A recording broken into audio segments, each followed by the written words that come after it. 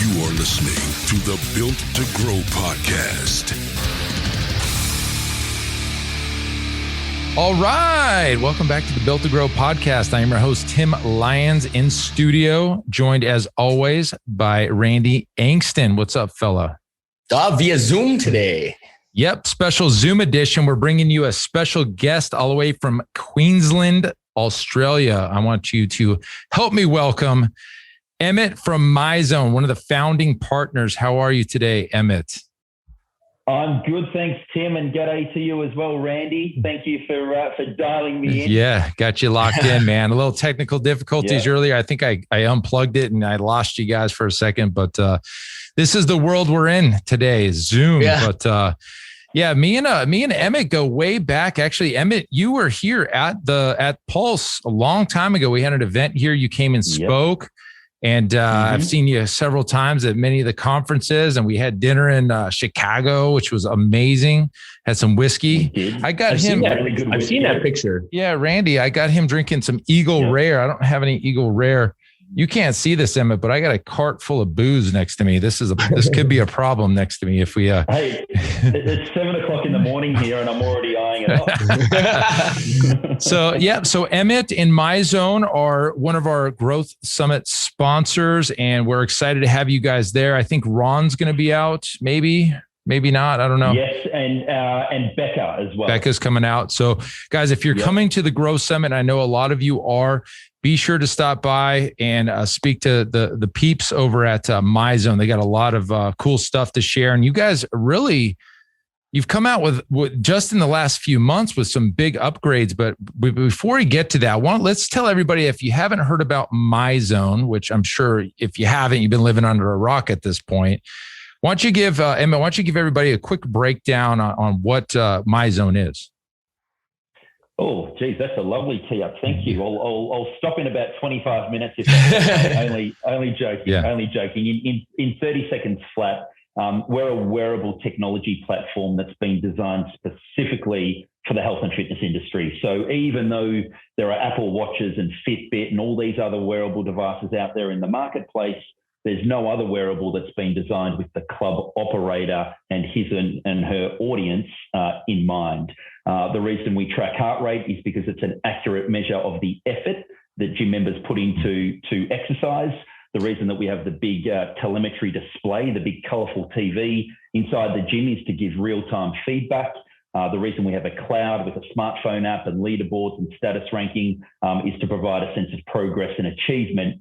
Because at the end of the day, that's what motivates people. When they feel like they're making progress to an outcome, they experience dopamine in the brain, and we can go into that later. But it's a feel-good chemical, and the more they do something that makes them feel good, the more they want to do it again. And we help create habit loops so that members are retained, and more importantly, they sustain their exercise routine to get their end result. That's a great description of the product. I mean, and without seeing it, obviously everybody's listening to this, and I would be, and I could add to that. We've been a MyZone customer, I feel like at least 10 years. Have you been in business 10 years?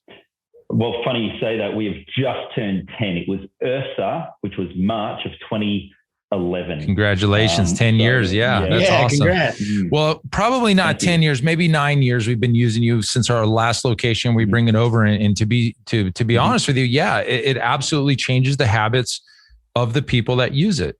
They're all about the MEPS. They're all about seeing their status. They're all about that feedback loop on the phone and checking the board and all that stuff. And it goes a long, long way. So, and look, see, just on that point, Tim, some people are intrinsically motivated, right? Sure. They just love the process of going to the gym. It's almost a hobby for them. And those people don't need any encouragement because it's part of their identity. But most of the members are not like that. Most of them are getting into January and thinking, you know what, it's a new year. I need to lose weight. I need to decrease my blood pressure. Really, I need to do some exercise. But it can be a bit of a chore for them. And they sign up, and that's why they quit by St. Patrick's Day. And what we're trying to do is give them a bit of extrinsic reward to support them and provide that layer of that foundational layer to catch them.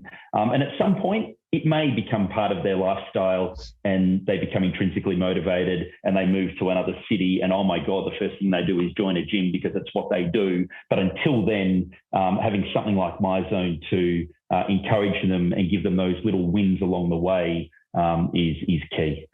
Absolutely. I would agree to that as well. So you go ahead. Well, just to expand on that, I mean, I love that we talk about all the time how hard it is to add that layer of motivation across the board, because most people aren't just results in a measurable, hey, I feel better, my body, my physique's changing type of thing. But, Tim, we've talked about gamification. Oh yeah. Where, point systems, we use MyZone as part of that, right? All of these things to find the different things, because not everybody's motivated, like you said, by the same things. That's imperative. Yeah. And that's a whole different layer that isn't really available through just traditional workouts unless you can, show that measurable data. Yeah. I mean, you nailed it with the habits thing, because there's some people, and I think all of us included, we would move to a new city and go join a gym. That'd be the first thing. Yeah. But we're like the fraction of what's out there. And yes, status and changing habits. So we've layered in a Perkville, which is our rewards program that ties in and integrates right in with MyZone. They're looking for those points. They work harder for the points. They want the 100 MEPs for that workout for the points.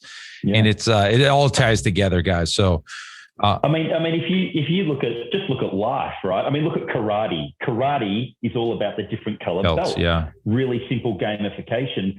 Look at going through school. Look at motivating kids to get them to do their chores. You put a point system on it and put a reward on it, and all of a sudden you've got their attention. Yeah. And it's just the way we're wired. And as long as you apply it to the right things. So let me go back. Gamification and habit loops can get quite dark as well. Have a look at social media, right? Too much time on a phone. Have a look at the reward you get from, or some people might get from, nicotine or narcotics or alcohol, right? It can go too far the other side. But what we're doing is we're looking at it saying, look, if you want to get people to brush their teeth, it goes the old story from The Power of Habit.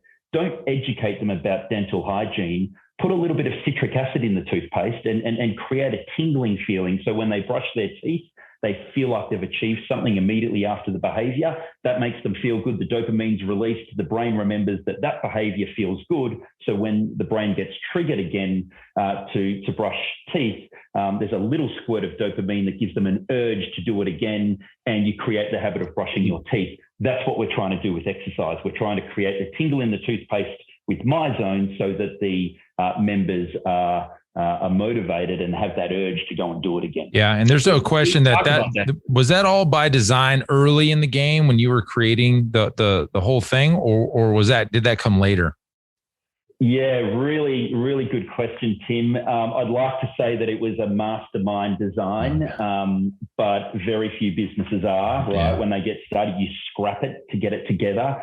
And what happened was my business partner and group CEO, Dave Wright, who's based in the UK, he came across heart rate technology, right? And he was experiencing it in a different format, and realized that heart rate with feedback, it just felt good. It was no more scientific than this feels good. It feels good having your calories counted. And over the course of a 45-minute session, you burn more and more calories. And at the end of it, you're like, high five to yourself. That was I've achieved something, right? And it was that feel-good conversation that turned into, well, hang on, how can we do this for the health and fitness industry? And at the time, Fitbit were tiny back in 2011. They had done $8 million worth of revenue, which is nothing. This year they'll do $1.6 billion worth of revenue, and they've been purchased by Google. But back then, they were tiny. So it's not like we looked at Fitbit and said, oh, we'll do what you're doing, but we'll do it a little bit differently. We kind of entered the space, and then Fitbit started getting loud. Apple Watch was still 5 years off. We did not have the Apple Watch in our space until about 2016, I think it was. So no, it wasn't masterminded around the habit loop. It was really a gut feel of, this makes people feel good. And because we came from the industry, we weren't technologists looking for a market to drop some technology into. We were in the space. We had a portfolio of gyms. We had a marketing company that was selling over 20,000 gym memberships a year on behalf of other health clubs. We had a sales team of over 100 people selling those memberships.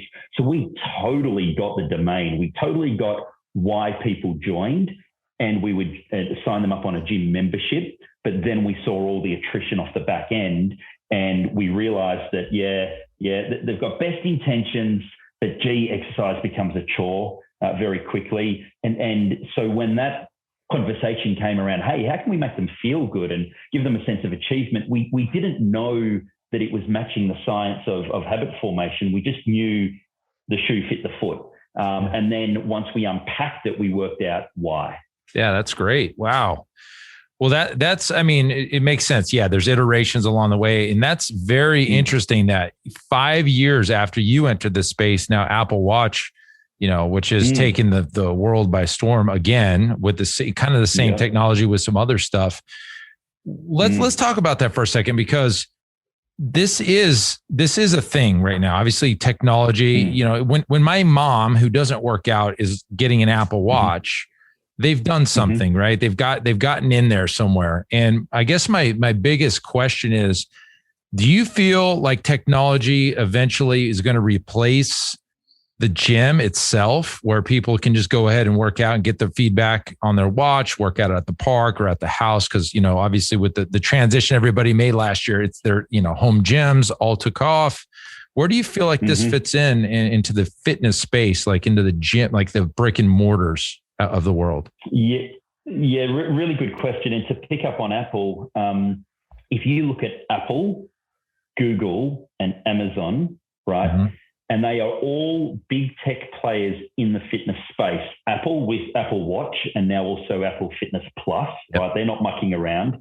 Google with the acquisition of Fitbit, and it took a while to get through the different antitrust issues, but they got through them. And then Amazon with the Halo Band, right? Wow. And some other products there, but certainly the Halo Band.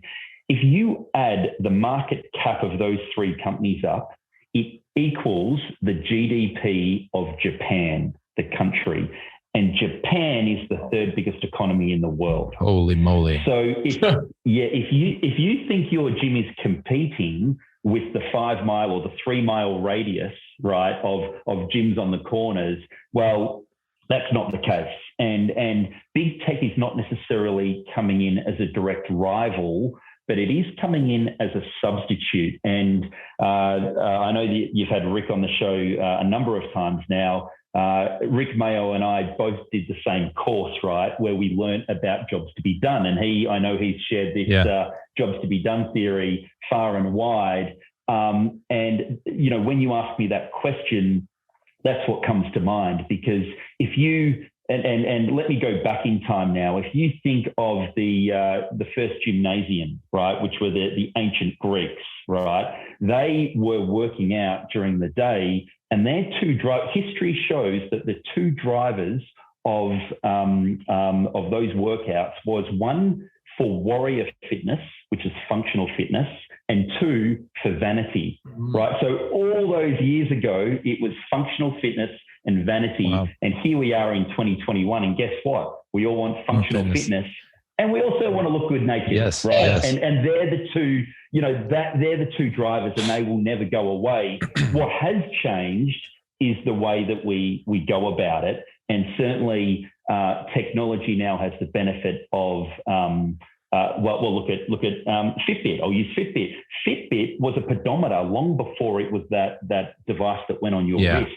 But they benefited from a catalyst, and the catalyst, two things: one, Bluetooth, and two, the cloud. Because before Bluetooth and the cloud, it was just this little pedometer that you have to manually plug into the side of a computer with a USB and download all the information.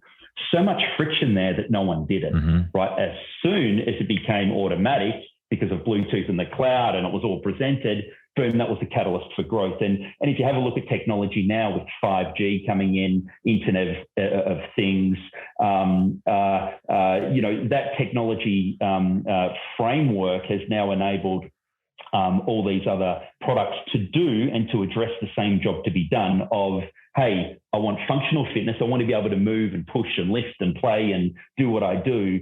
But I also want to look good naked. Now, so with those big players, so we've taken on Japan, right? Not just the gyms in our 3-mile radius. We've taken on these big companies. Will they replace us? Well, I would point to COVID, the year of COVID, right? And we had all these virtual options, offerings, whether it was through Zoom or Chris Hemsworth's app or Peloton or whatever it may be. Beyonce, she got involved with Peloton and she's got her own, curated tracks for that. And there's a lot of hype around it. In fact, Jay-Z, when he invested in Climber, which is the Versa Climber type machine, that vertical machine for at home. So it was almost the Peloton for Versa Climber, right? Yeah. So Jay-Z, her husband, is invested in that. So it was all going on last year.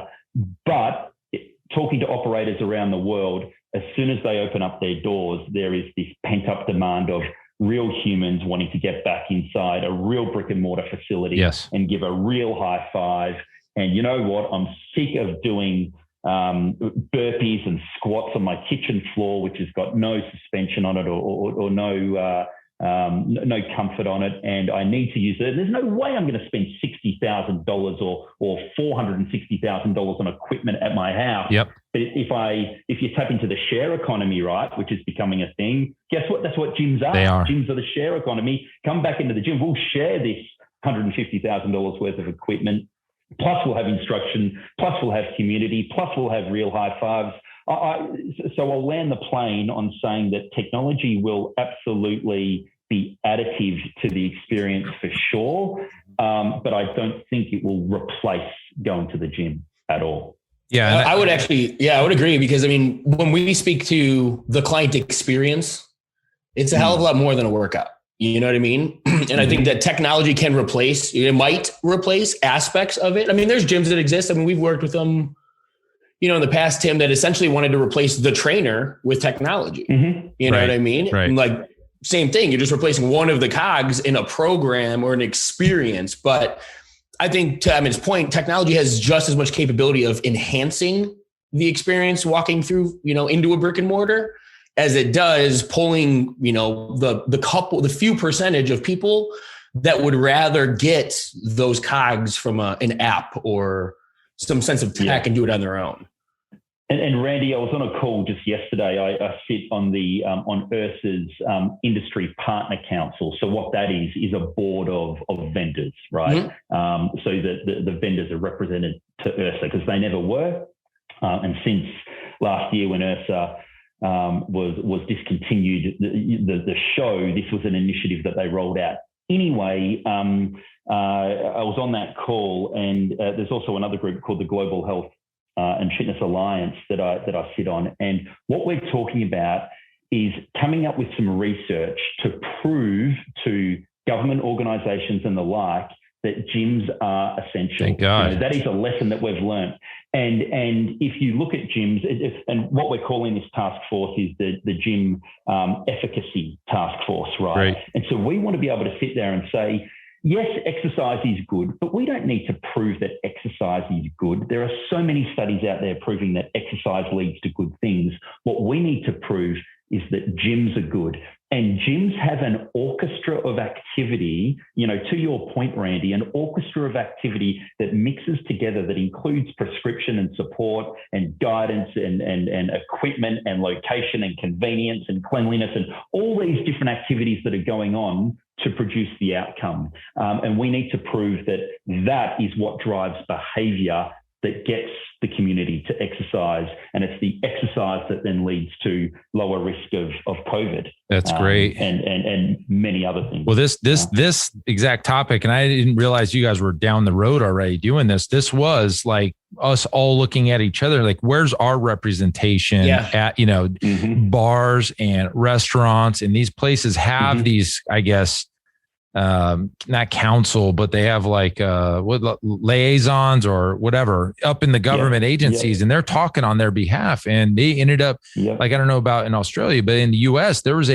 basically a gym and bar stimulus plan just for them, where gyms got left out, right? I mean, the PPP and all this stuff. Yeah, it was to save the Gyms Act. Yeah, we got left in the cold. So I'm happy to hear that this is happening. And yeah, we did. It opened probably everybody's eyes. Like, wait a minute, how are we not? Like, how is that's right. You know, and the irony of that, you know, to your point, why are we standing here today having to prove that fitness is healthy? I have the answer. I have the answer to that. No, well, that is one of them. The money. He's going the money sign for anybody that's listening on the. Oh yeah. But we as an industry are fighting decades and decades of non-professionalism at the health club level. For everything from the string tank top trainer to the contracts that people can't get out of, to all of the stuff that put a bad taste in everybody's mouth in the bro science around fitness and lifting and bodybuilding, gave the market a bad perception of what we really do. And what we really do is save lives. And, you know, we're fighting all of that past history of what people think of when they think of a health club or gym. They're thinking about the fanny pack, the bodybuilders, and the bro science around it, and, you know, and everything else with the contracts and everything, just kind of like we're fighting an uphill battle there. So something. Yeah. And also, Tim, to support Randy's point about the money, you know, we joke about that.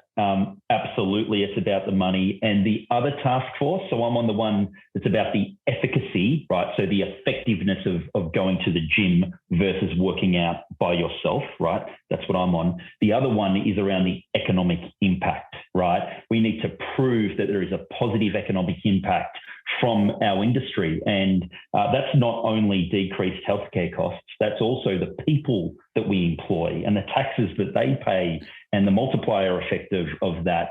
That's what we need to come together and get the attention of Capitol Hill or your local government. Yes. Great, dude. Great. Yeah. I'm glad. See, I still think that even at that, I mean, that's still going to put us in a position because of who we're up against, I should say, especially here in the States.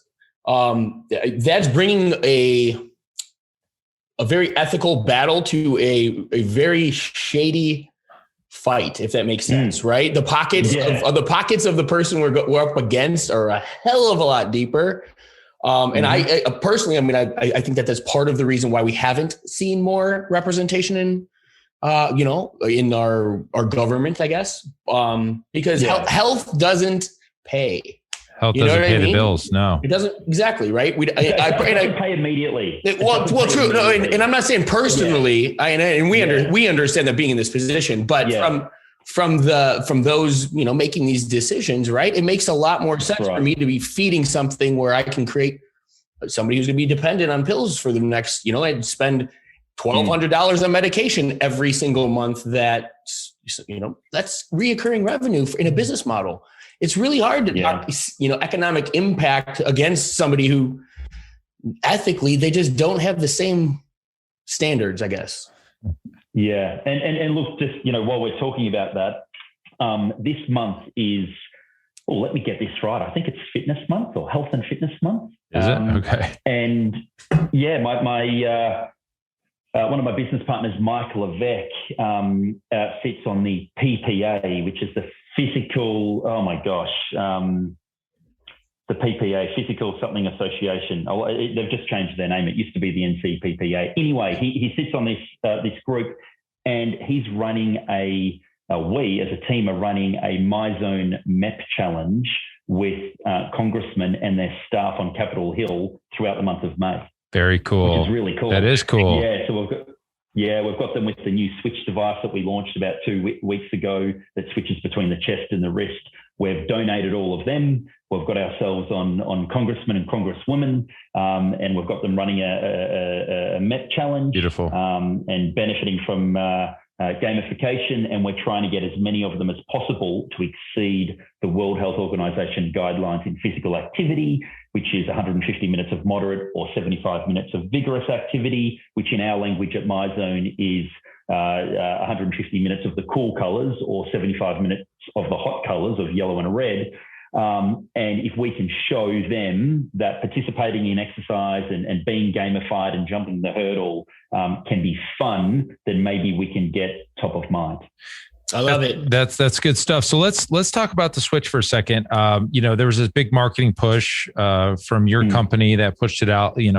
Tell me, because we're all used to the bands here, right, around the chest, and tell us about the watch now. What's going on there? Yeah. Okay. So the number one objection from the field for the first 10 years of being in business was operators like yourselves saying, you know what, we're having great success with MyZone with a certain group, but there's another group that just don't feel comfortable wearing a chest strap for various reasons. Some people, it's a perception, right? They don't even want to try it on the chest. They're like, no, I don't want a device around my chest. Other people might be overweight and they just couldn't get it to fit right because, not to be too graphic, but, fat rolls and whatnot and getting the sensors to fit snugly. Or it might have just been the shape of your rib cage and it created a rubbing sensation. And so it was the number one objection. The number one request for product development was, MyZone, when are you going to make something that's good for swimming laps, right? Because our chest strap, because when you would swim laps, you'd push off, stretching out like this with your arms and it would fall down your, the drag would make it fall down your torso, but also pushing off the walls would create even more drag. And so that was the number one request. So we had both those drivers.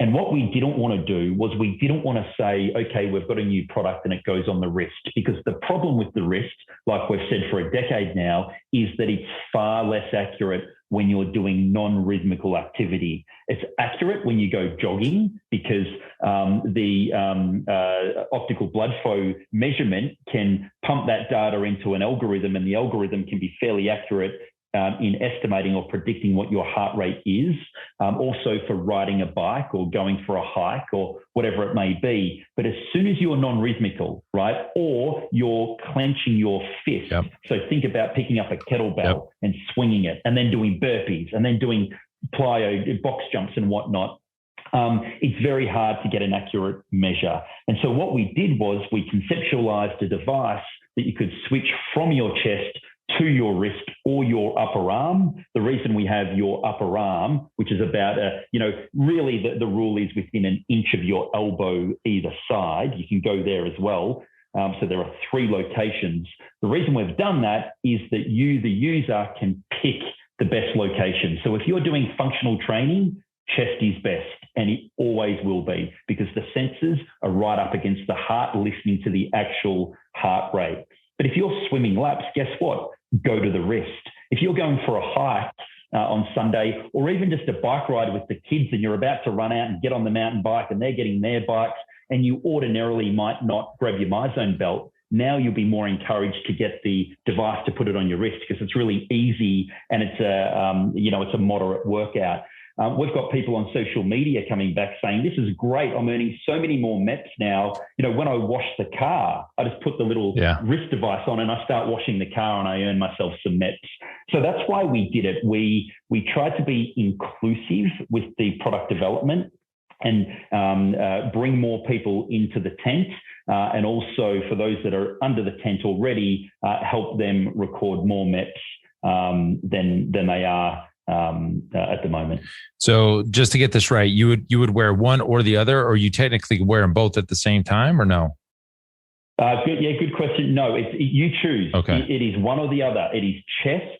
So what it is it comes with 3, and here I am running around. Just stay right there, guys.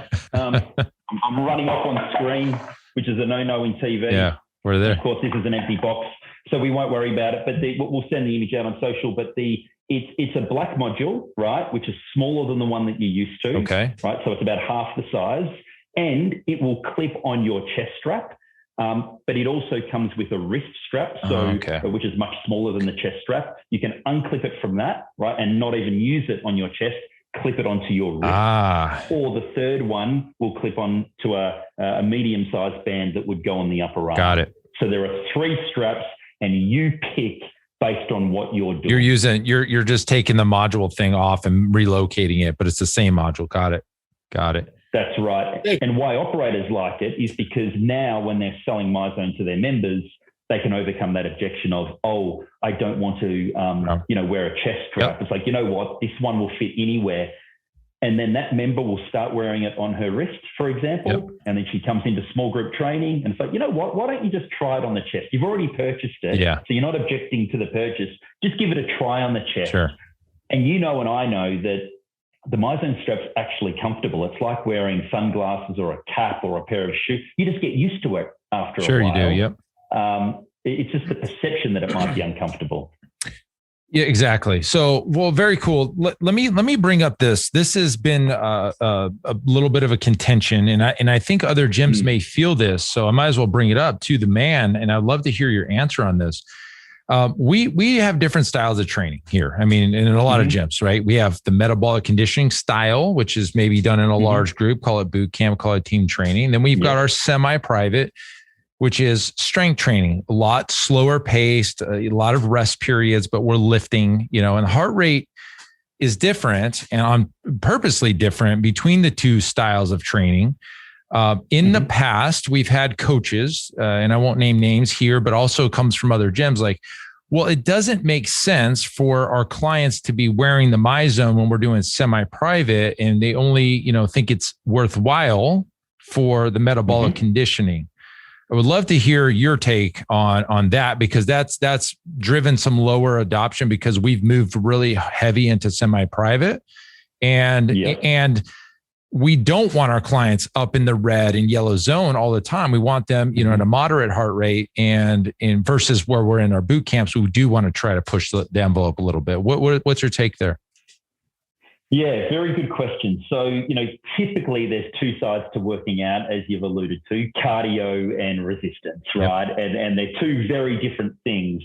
The actual truth is that lifting weights is also cardio, and no one gives it credit for being cardio. And we can prove that because when you put the MyZone device on and do a weight session, guess what? You're 45 minutes into it and you're in the blue zone, and then you're up into the green. You might spike into yellow, but come back down again. And yes, you are predominantly in the blue, right? For example, but you earn MEPs out of it and your heart was working throughout that workout. So our message is to look at strength work as additive to your cardio. So if we're writing a program for you, it involves both resistance and cardio. And yes, you get more MEPs doing cardio and going for a run and being in the yellow zone and whatnot. But doing your resistance work is important, and it helps you top up the points that you're going for because it's also cardio. So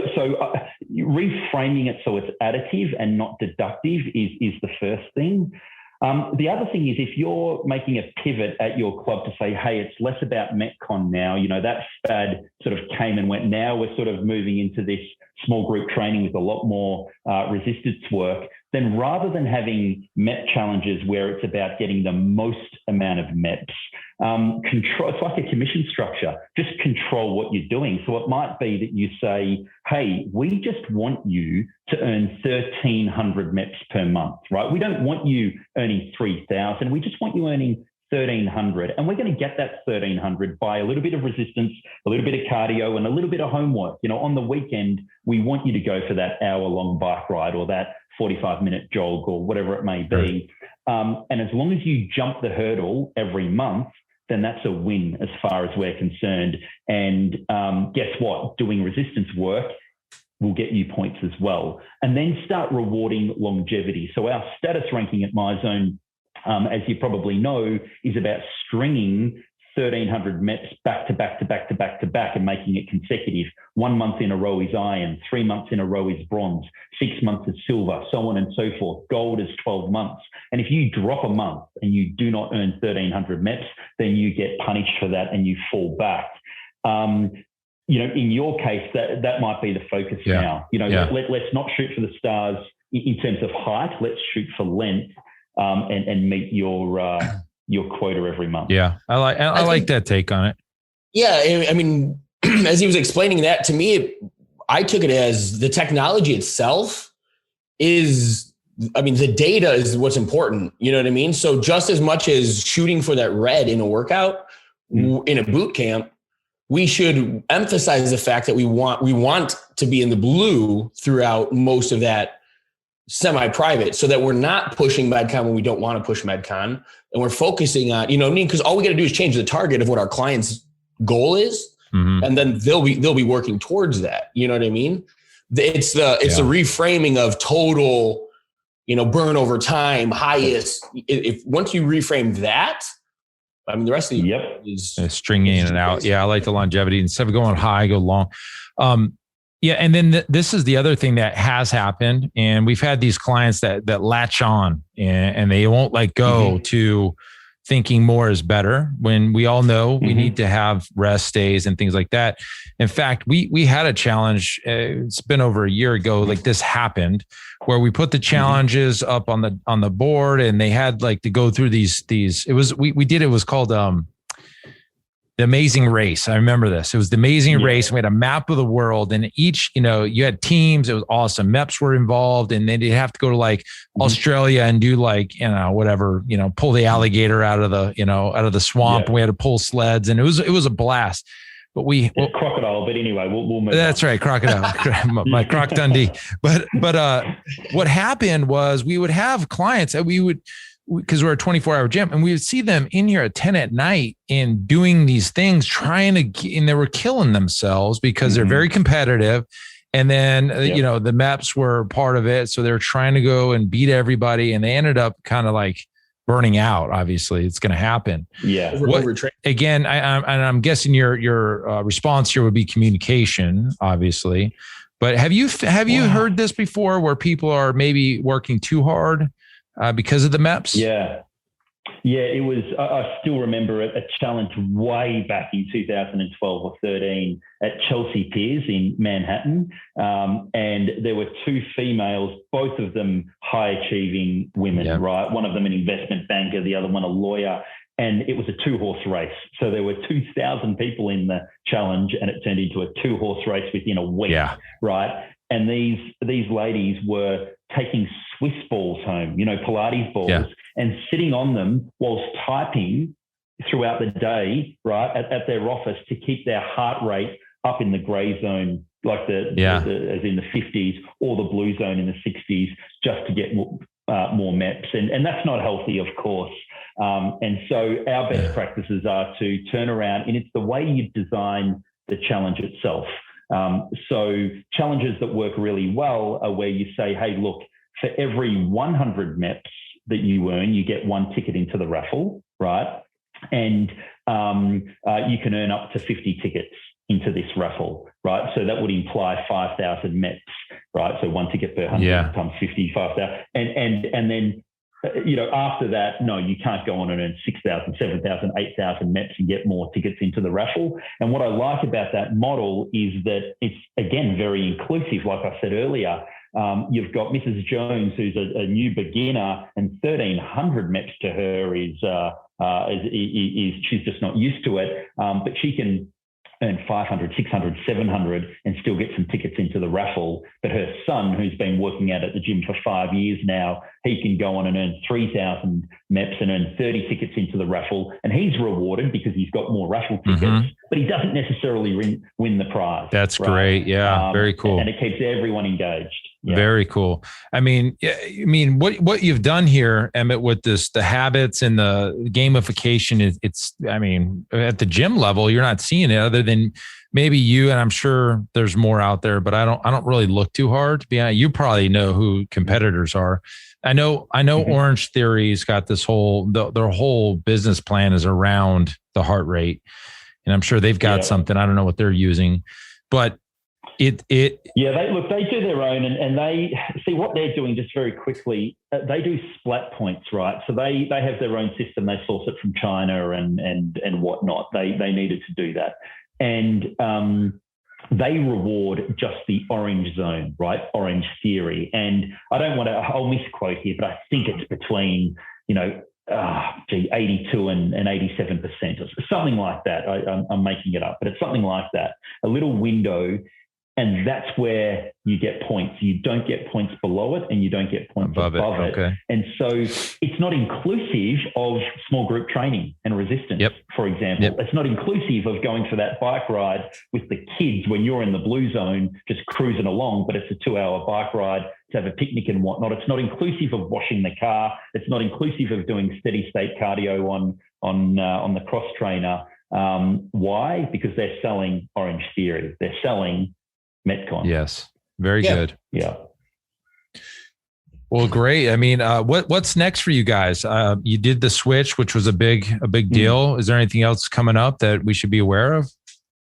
Well, look, no, that's the big focus for us right now. We do have coming out, and I don't want to misspeak because it's under wraps, but we do have.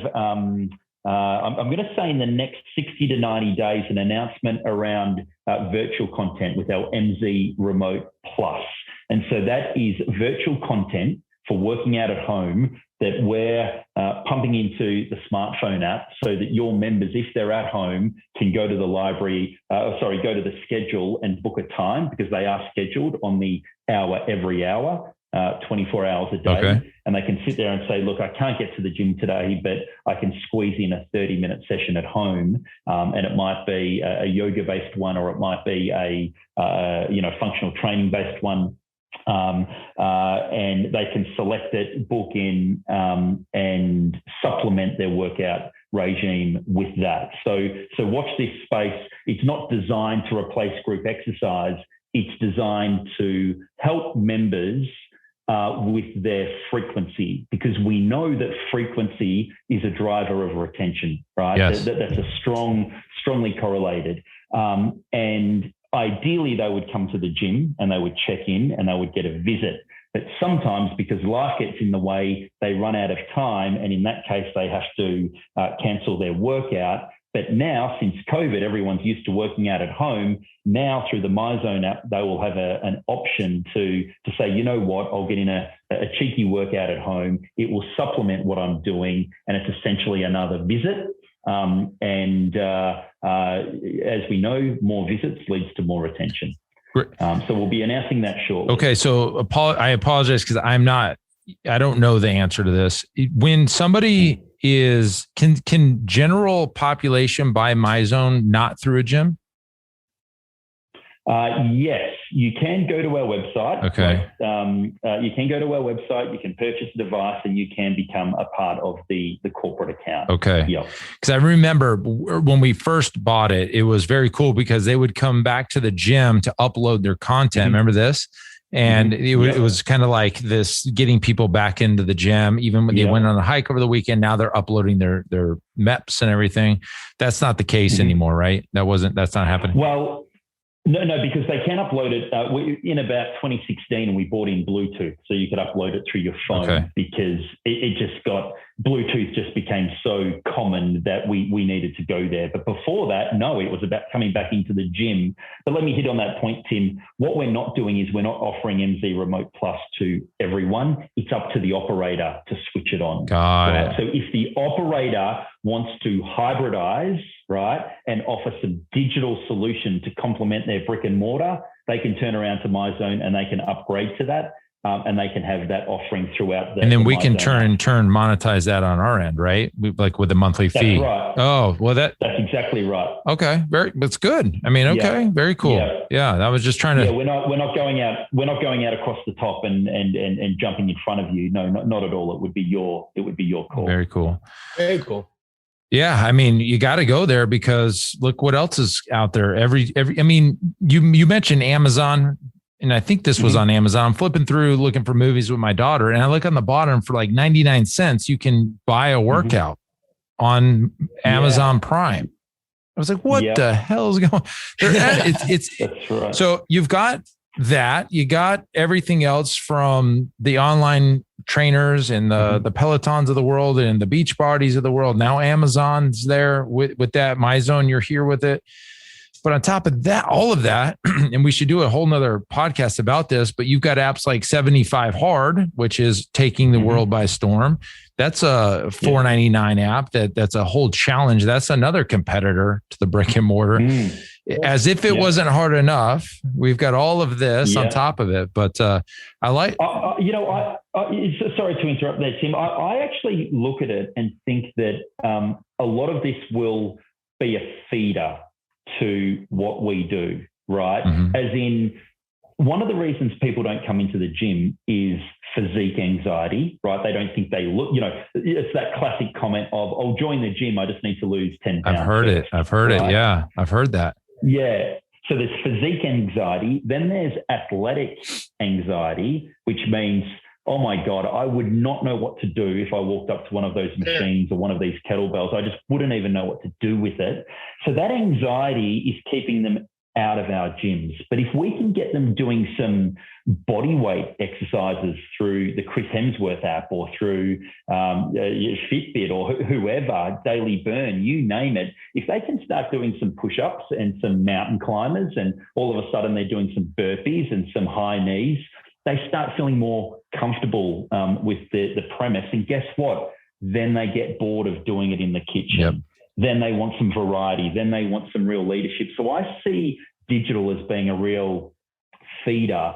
And in disruptive strategy, that's exactly what happens. These traditional expensive solutions like a gym, yes, they fly up market, but disruptive technologies, in this case, let's call it virtual fitness, will permeate down and will reach in an affordable way, will reach the masses, and then they will convert and come upstream. So I'm bullish about it more than bearish about it. And I think the reason that Apple and Amazon and Google are getting into the space, they've got a much bigger play, but of course it's about big data. And the more data points that you've got, the more predictive you can be. And they want to be predictive because they want to get 5 minutes in front of you and know exactly what to sell you or know exactly what to say to you to save you canceling something else. And take Apple, Apple's got Apple TV, they've got Apple Music, they've got Apple Fitness Plus. They can now bundle all that in to one fee, and I forget what they call it, but it is a bundle where you sign up to the bundle and you've got a bit of everything. And guess what? You might stop working out, but you're still listening to Apple Music, so you're not going to cancel the bundle. Yep. Right. Yep. And so now they're getting retention out of recurring revenue, and that's driving the value of their business. So I heard years ago that's actually like their foundational business model is to have more reoccurring credit cards on, or more cards on reoccurring than any organization in the world. That's driving all of their product creation, innovation, all of it. It's just that reoccurring model. Well, I mean, you look at software of years and years ago where you'd go buy, Microsoft Office 2009 and you had it in a box and you owned it, and you'd only upgrade if it stopped working or if there was some big release. Now it's all subscription based. The whole thing, Adobe Premiere, that's all. I mean, all that whole bundle is all subscription based. Used to buy it from the software store or Best Buy or wherever. Yeah. So, one different color. And I tell you what, as an industry, we were the ones right out on the cutting edge with recurring. These guys. Right? It was Check Free. Do you remember the company Check Free? I forget who they got purchased by, but they were the very first billing company in the fitness industry out of America. And the reason they were called Check Free, and this is back in 1980, around that time, the reason they were called Check Free is because gym operators used to sell a 12-month membership. And for those that couldn't afford to pay in full, they would write out 12 separate checks and backdate them all and hand over 12 checks, one for January, one for February, one for March, and so on. And the operator would drop them in shoe boxes, and once a month would get the March shoe box and walk down to the bank and cash all the checks. It seems crazy now. Well, I'm sure there's things we're doing today that are going to be thought of crazy, in 10 years from now. So that's awesome. That's right. Yeah. Yeah. Well, hell, this was a great little show. Kind of went all over the place, but I know your time's busy, Emmett, and I appreciate you jumping on and sharing some insights. Always a pleasure. And I'm not sure when you're back in the U.S. Maybe you don't know, or yeah, Earth October, coming back for the Earth show in Dallas, Texas. It's just been moved, so okay. Yeah, looking forward to it. Very cool, man. Well, if I'm out there, you never know. I never know where the hell I'm going to be, but we'll run into each other again, I'm sure. We will. Appreciate your time, Emmett. Thanks for joining us on the Built to Grow podcast. Thanks, Tim. Thanks, Randy. Appreciate it. All right, we'll see.